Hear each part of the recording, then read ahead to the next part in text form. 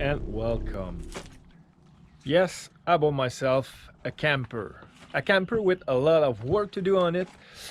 Reason why I managed to get it for a very low price. And you know me, I love to fix things or to build new things, and this thing has a lot to fix on it. Starting by the width, since as you know, I have fender flares on my truck, so the jack are too close one to the other or not wide enough, so it rub on my fender flares when I first put it on a truck to take it home. But there also another problem is this is pretty old.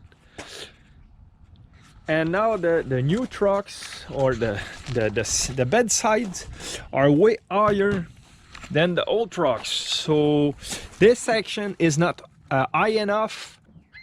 I will have to extend it, this section about 6 inches so it fit in the bed of the truck. So just for these two things, it's already a lot of work. But let me show you inside. As I said, I bought it for a very low price because there's a lot of things to fix in it. Starting by the roof, I already stripped the roof in there because there's some leak. The roof has been redone, and it was a very poor job with a lot of joint. Instead of taking one piece of aluminum and do the entire roof one shot, they put some strips of aluminum with a joint at every 2x3, and we all know that roof with joints create create leaks pretty fast and pretty easy. There's also a lot of screws to hold all this aluminum, so again, every screw make a hole, and it's a risk of a leak. So I have to redo the roof. It's not a big deal. I will just find a piece of aluminum big enough to cover the entire roof, and I will be good with it. But also, as you see, it is an hybrid or a pop-up roof, and it doesn't go down very easily when I crank it down. I believe because the posts are not aligned properly with the tube that they are getting in. So it's another reason why I want to redo the roof, because I want to make sure the posts are very straight when I crank them up and down, so I don't break anything and I don't struggle with lowering it down when I'm ready to leave. Because at the moment, the guy who has this camper before used this hockey stick to crank down the roof and pull it down in the same time. It's not supposed to be like that, and I don't want it to be like that. So I will fix that. There's also the door handle that I need to replace. I believe someone want to get in without the key, so the door, it doesn't hold close anymore. Reason why the guy put a screw here, so it tied up with a bungee. But to access the tube of the post, I need to remove all the panels in the wall. Basically, I need to remove the walls, but anyway, there's a lot of wasted space here. Like here, this section is just a lower compartment, and as you can see, it's leaking here. I thought it was old water, but it rained 2 days ago and it's still wet, and here it's wet as well. So there's a leak somewhere in the wall. I don't know if it's the side wall or the back wall. So this is another reason why I will remove, or I will strip all the interior.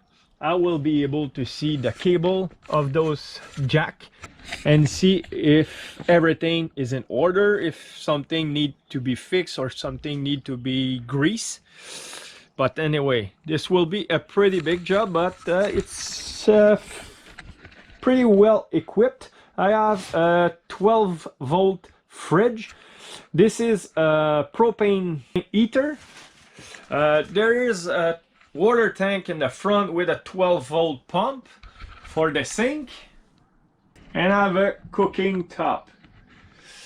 The tarp are in pretty good condition, just need to be reinstalled properly. And this is another reason why I want to strip down everything and build it for my own taste. Here I want to build a storage for food or for dishes and stuff like that, because at the moment I just have this compartment which I will use to put the jack cranks and all these things. Under here, this is all the foam that was on the roof.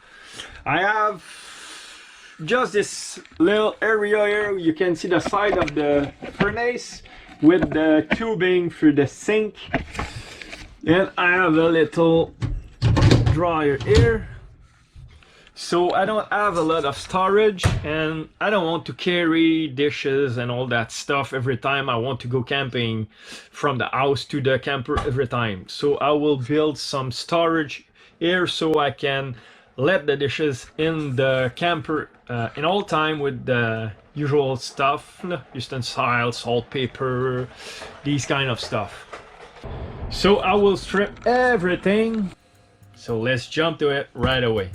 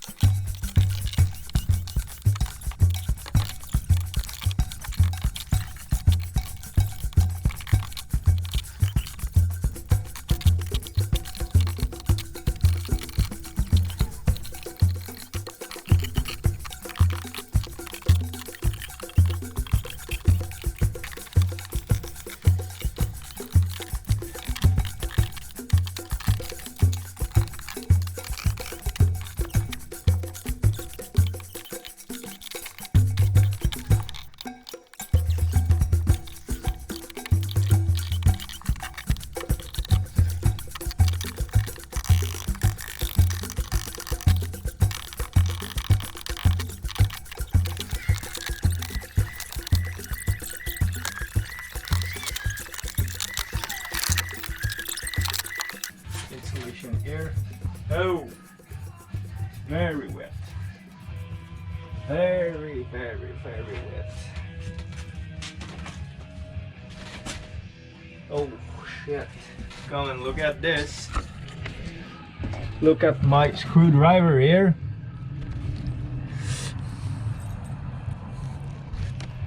About an inch through, like in butter. So this wall need to be rebuilt, the lower section at least. On top, even the plywood is gone here.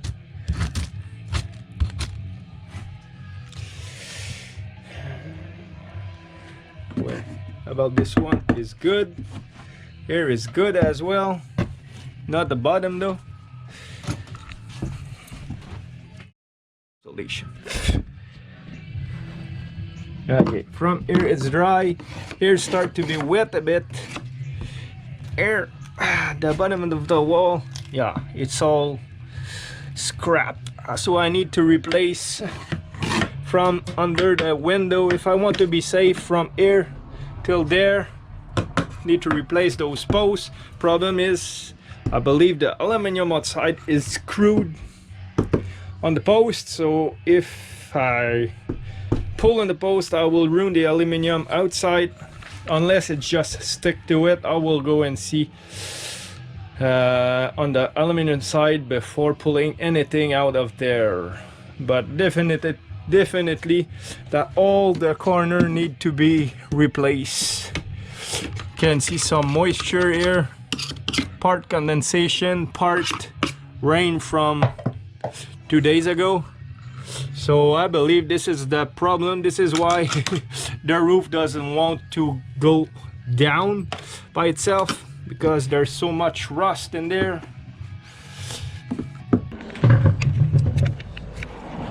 So from what I see, the corner here is wide open,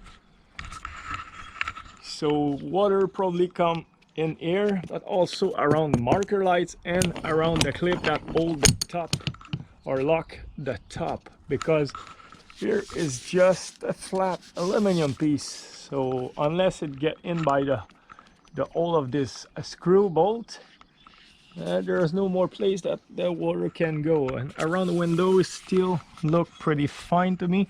So I will have a look at the lock, at the marker lights, and this strip here, which should just slide off.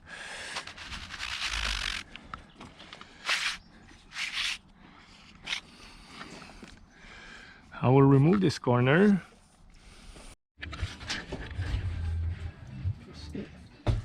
I just disconnect the gas line. I'm getting ready to remove this cooking top. I will remove the sink. After that I will be able to remove the countertop and work my way out by removing this heater. After that I will be able to remove the side panel here and work behind the fridge, disconnect everything and getting it or taking it out of this box.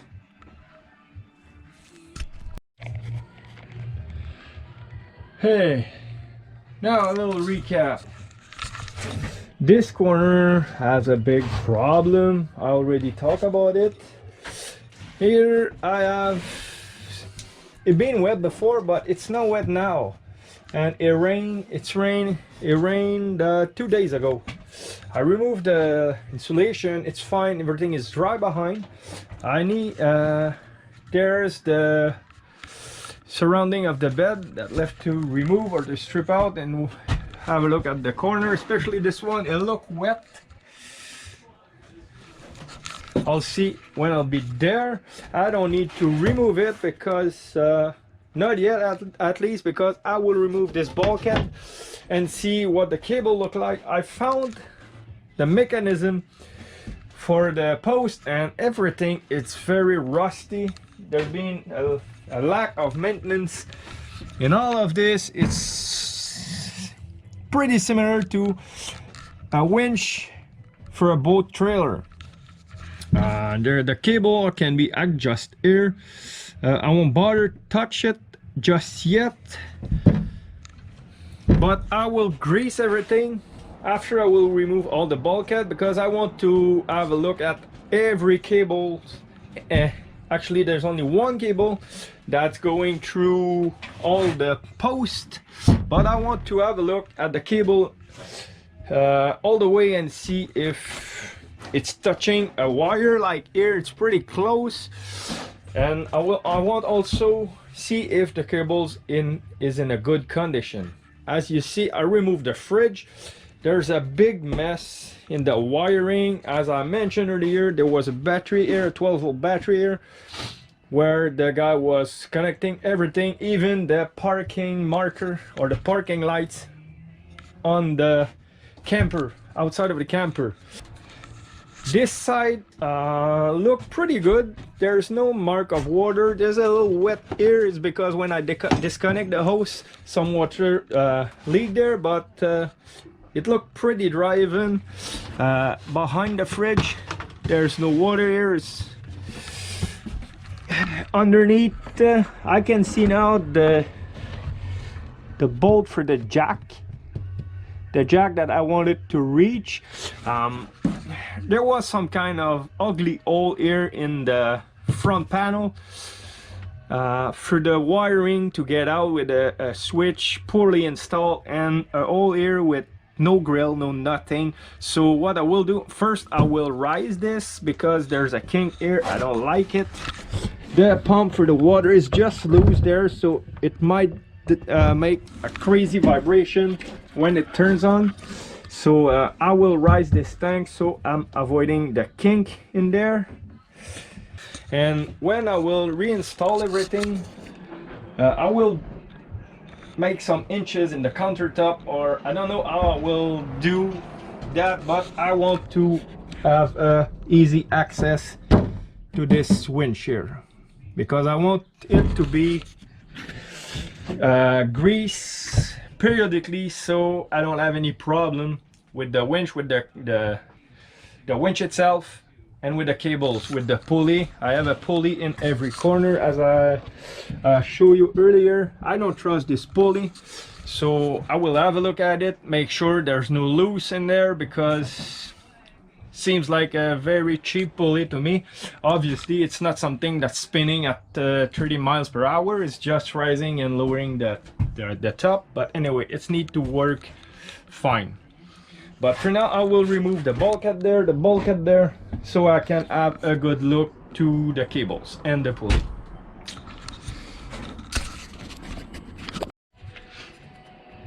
So I found two more spots in the front where the wood is completely gone, need to be worked on.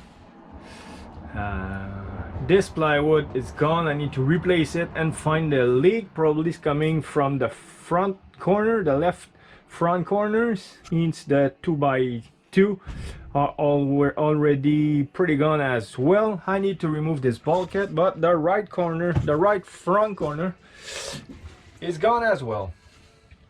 So now I'm removing this plywood to see what's happening in the corner. I will do the same on the other side. I believe the plywood's going behind the fridge cabinet. So I got two options here: cutting right here or completely removing the fridge cabinet. I didn't want to do that because it's apparently the only thing that's correctly built in this camper, but I will see, because the wood is pretty dark there as well, but I believe it's just the cheap plywood that was stick on it that carried the moisture all that way. So anyway, I will see after I will have removed the bulkhead what it looked like underneath.